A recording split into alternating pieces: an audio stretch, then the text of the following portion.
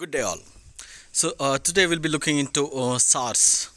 Okay, so SARS stands for Severe Acute Respiratory Syndrome.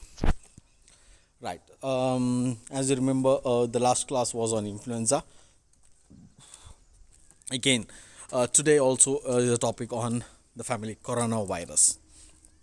Right. So SARS is also caused by coronavirus. The main why the name of the corona is mainly stands for crown, no, the crown type of shaped virus, right? So SARS is also caused by coronavirus, right? What is the virus which what is the uh, disease which we have currently, that is COVID-19 is the disease name, and what is the virus name? The virus name is SARS-CoV-2. Okay, right? So because it is severe acute respiratory syndrome, that's what the current corona COVID-19 is happening, right? Okay, let's get into the SARS. So SARS is a communicable viral disease caused by coronavirus type 4. Okay, so declared as a worldwide health threat, first new disease of the 21st century. So coming to the history, in November 2002, Guangdong province in South China experienced an outbreak of an unusual respiratory infection with many deaths. SARS, known only from February 2003, before that it was not there. Dr. Carlo Urbani identified this epidemic and carried out initial steps to prevent this epidemic. Dr. Carol Urbani dies during SARS investigation. So you can see there is a crown type of entire spokes around the coronavirus. That's why it's called coronavirus. And SARS-CoV-1 is the cause of coronavirus or SARS, right? Okay. So coming to clinical features. In clinical features, so we have fever, chills, malaise, dry cough, sore throat, myalgia, headache, running nose. So current COVID-19 also having the same clinical features, right? Almost. Soon the patient develop viral pneumonia. Again, it happens the same similar way. And ARDS, acute respiratory distress happens, terminal kidney failure and death. So currently also with the coronavirus, the COVID-19 which you are facing is the same thing which we are reading today. So incubation is 2 to 7 days based on single exposure cases or well-defined cases. When it comes to COVID-19, again we have single exposure. We have around again 2 to 14 days is the incubation period in that. And the transmission pattern, when you look at transmission pattern, there is no evidence of transmission before onset of the first symptom, right? And a few cases thought to have transmitted in the early prodromal stages, and those who are very ill or experiencing rapid clinical deterioration, usually during second week of illness, are the most communicable. So, but there is, as of now, there is no evidence of transmission 10 days post fever resolution, means of they recover. There is nothing evidence on that. Coming to mode of transmission, route of transmission, primary mode is direct mucous membrane contact with infectious respiratory droplets. So of course the cough, sneeze, all those things. Events that promote aerosolization of infectious extraction, secretion, body fluid in hospitals or other settings may amplify transmission. So what do you mean by aerosolization of infectious? Aerosolization means you have nebulizers, all these things which still breaks the molecules or the mucous molecules, very smaller particles which may be lighter, so it can float in the air. Okay, so the cough, the water particle, the droplet particles are heavy, so they fall on the ground. Maybe it may transmit up to 1 meters, but again it will fall on the ground. If it becomes aerosolization, it mixed with the air and it may rise in air. Okay, that's what the one of the worry in the hospitals. A role of fecal oral transmission remains unknown. So as of now, again in terms of COVID-19, again it's unknown, but the scientists have found that there is occurrence of coronavirus in the fecal matters. Okay.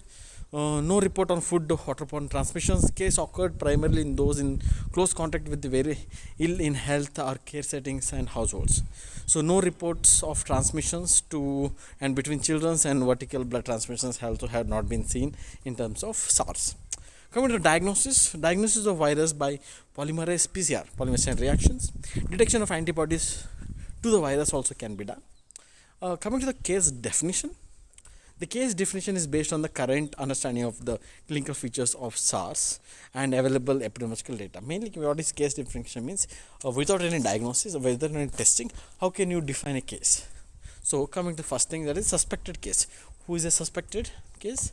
A person presenting after 1st November 2002 with a history of high fever, more than 38 degree centigrade, cough or breathing difficulty with following exposure during a day prior to onset of the symptom, close contact with a person who is suspected or probable case of SARS, history of travel to a SARS affected area or the country, residing in an affected area.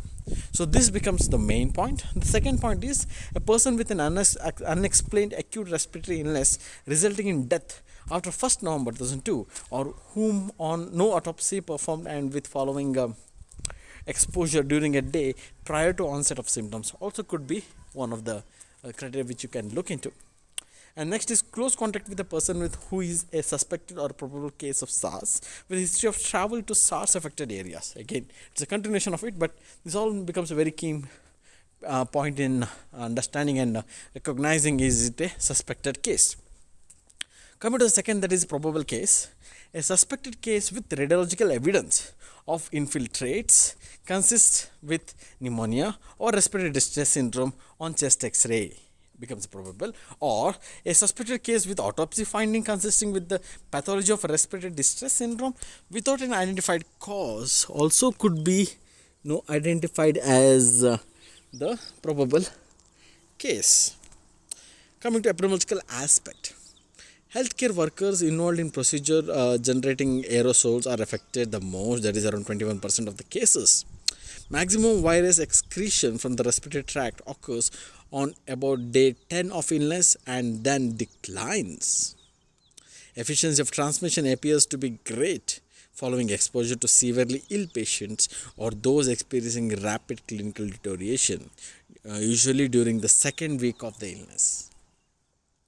Children are rarely affected by the SARS, so no report of child-to-child transmission is seen. International flights have been associated with the transmission of SARS, that is, as with the current COVID-19, from certain probable cases to passengers and the crew.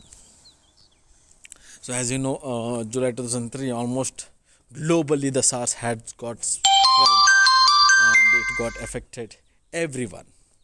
Okay, right. So now, moving on to prevention. The prevention measures for SARS control are appropriate detection and protective measures, which includes prompt identification of persons with SARS, their movements and contacts is very important. Effective isolation of SARS patients in hospitals, appropriate protection of medical staff treating these diseases are very important. Comprehensive identification and isolation of suspected SARS cases.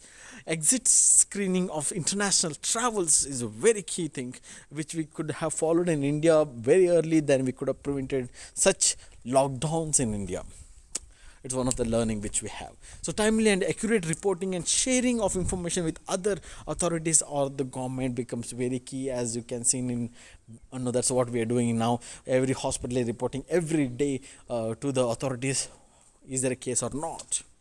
Treatment. The mainstream therapeutic interventions for SARS involves broad spectrum antibiotics and supportive care, as well as antiviral agents and immunomodulatory therapies.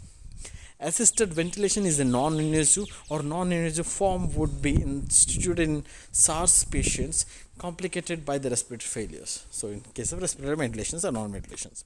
So that is, again, ventilators are the one areas where the current healthcare system is afraid of, because if there are a lot of severe cases, we may go out of, we may be less of ventilators, and when we may go out of ventilators and patients may not get the care, and there is high chance of death, and because of shortage of healthcare.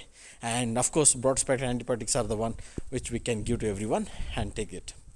So antiviral agents like ribavirin can be given, neuraminidase inhibitors can be given, protease inhibitors, human interferons, immunoglobulins, all this can be given, but still you are just treating the symptoms rather than targeting the virus itself.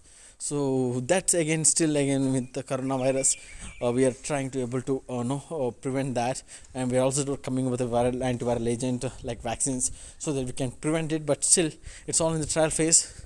Hopefully, the only thing is social distancing. Be at home, prevent the transmission, take appropriate measures, personal protective measures, wash your hands thoroughly, and maintain more than a meter distance between each other, and stay safe. Be at home and learn from online classes. So take care. We'll see you in the next class. Bye.